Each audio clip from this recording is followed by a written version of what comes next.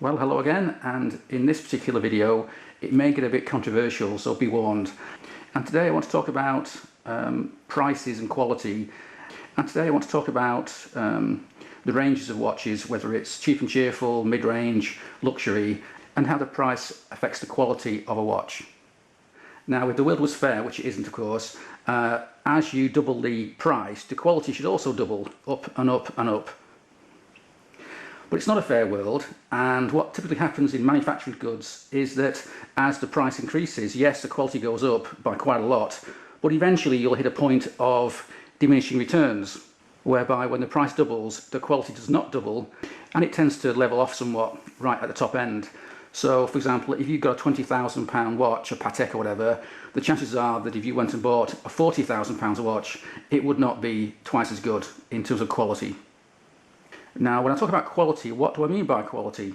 And it seems to me there are two aspects to quality. There's the objective aspects and the subjective aspects. So when it comes to the objective side, you've got things like how well it's finished, how well it's made, how durable it is, what the quality of materials are, how well it's finished in the movement, and also how accurate it is, how long it will last for, how easy it is to service, and so on. These are all things that you could probably objectively measure. But then we've got the subjective aspects of quality, and these things are a little bit more fuzzy, and they're to do with how you feel about a watch, they're to do with the brand image, the status it gives, the marketing and advertising around the watch brand, the quality of the ADs, the quality of the support, once you bought the watch, the quality of the servicing, how easy it is to service, the cost of service, and so on. And all these different aspects go together to give you this sort of fuzzy idea of quality.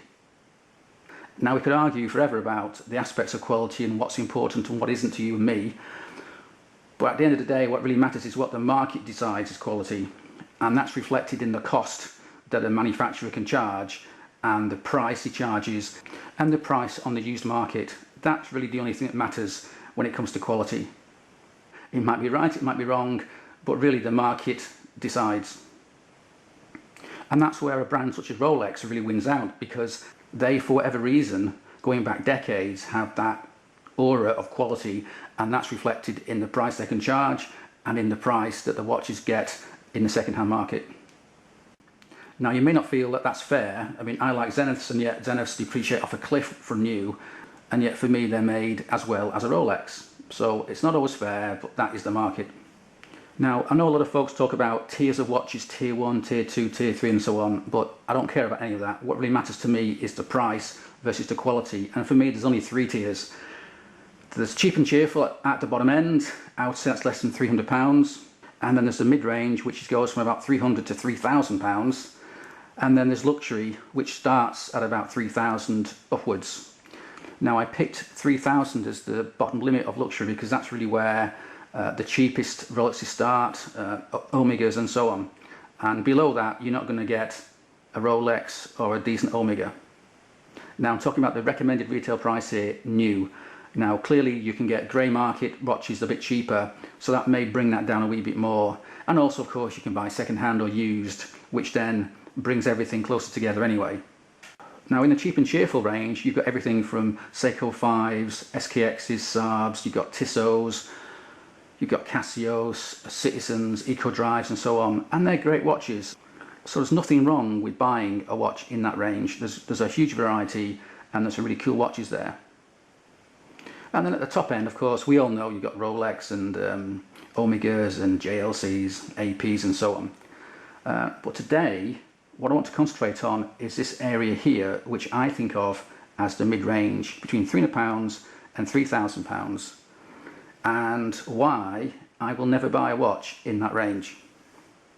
And in this mid-range you've got everything from low-level tags, Longines, Oris, Bell & Ross, Rado, Nomos and so on. There's a huge range of watches there, many of which I'm sure you guys out there own or want to own or thinking about owning and so on. But I want to go through the reasons why I'm not going to buy anything in that range. So let's take an example. So here we have the Oris Aquastate, that's a foreign favourite, and it retails for around £1,200, although from Iconic, who are a great dealer, you can get it for about £1,130. And I'm sure it's a well-made watch, it'll last you for years. I think it's got a Sleater movement in it, so nothing too bad there. I'm sure it's a great watch, and yet I would not buy one. And now let's have a look on eBay to see how much those same watches go second hand. And we've got one here that's sold for £535. It's 18 months old, full box, full papers, one owner from new. And that's not bad. That seems to be quite typical of the price for one that's about 1 or 2 years old. You can get them brand new in a box for about £750 to £800. And then of course, as they get older, the price will drop. Now this model's quite new, it's only been around for 2 or 3 years, so there aren't any on eBay that are 5 or 10 years old yet. But if there were, I can guarantee you the price would be lower than £535. In fact, it might be as low as 200 or 300 or even less, especially when they come to the point when they're maybe 8 or 10 years old, they're starting to lose time, they're a little bit banged up, and they're desperately in need of a service. And in many cases, the cost of a service in 10 years' time will be more than the value of the watch. And that's happened to me twice now with 2 watches that lie in the mid-range. The first one was a Zeno watch. I got it from Basel when I lived there. It cost around £300. I owned it for about 10 years until finally it started to lose time. It got difficult to wind. I could go out and buy a second-hand watch like it that's running well for less than it would cost me to service the thing. And therefore it's essentially valueless. So right now it's sitting up in a drawer somewhere and I'll never get it serviced because it's just not financially sensible to do that. Now, if we look at the cheap and cheerful area here, less than £300, if you've owned an SKX Seiko, a Seiko 5, a Citizen or whatever, or even a Tissot, for say 10 or 15 years, it's giving you good service, and it finally starts to lose time or it's desperately in need of a service, it probably won't be economical to do that. But that's not really a big problem because you've had plenty of good use out of it, it doesn't owe you anything, so if it ends up being thrown away, then it's not the end of the world. And of course, at the top end of the market, if you own a Rolex or a JLC or a Patek Philippe, even when they're 10 or 15, 20 years old, they're still valuable and it's still worthwhile having them serviced. And the problem I have is in this mid-range here is that they're not cheap and cheerful, and yet when they get older, when they need a service, they're basically valueless because the cost of a service is often more than the value of the watch second hand. And here's the second watch that I bought from the mid-range.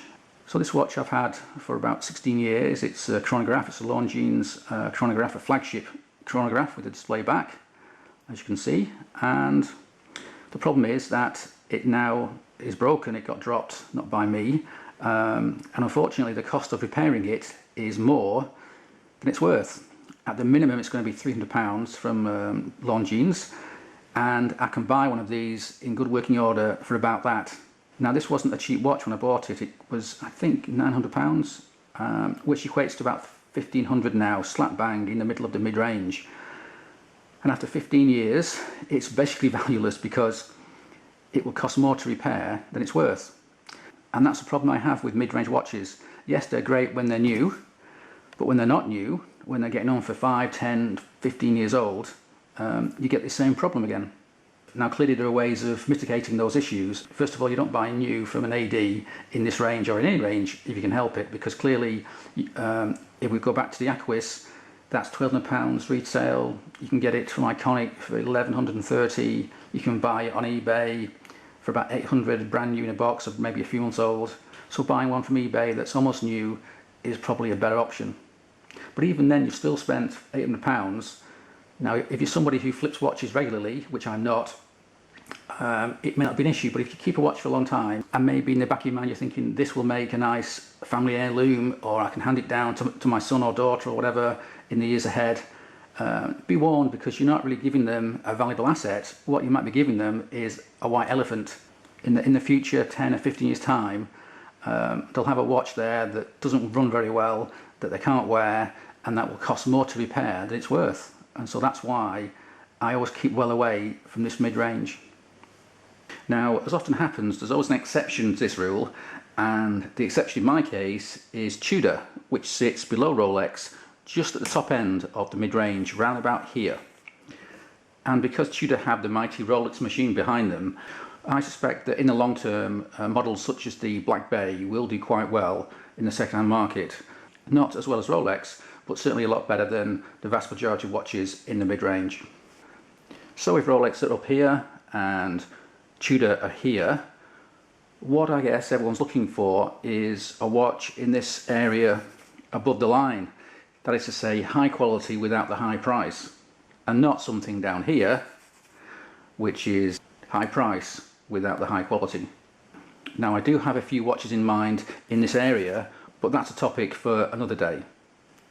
So let me know in the comments if you think I'm right or wrong, or I've completely missed the point. I'll be interested to know what you think. So thanks for watching and cheers.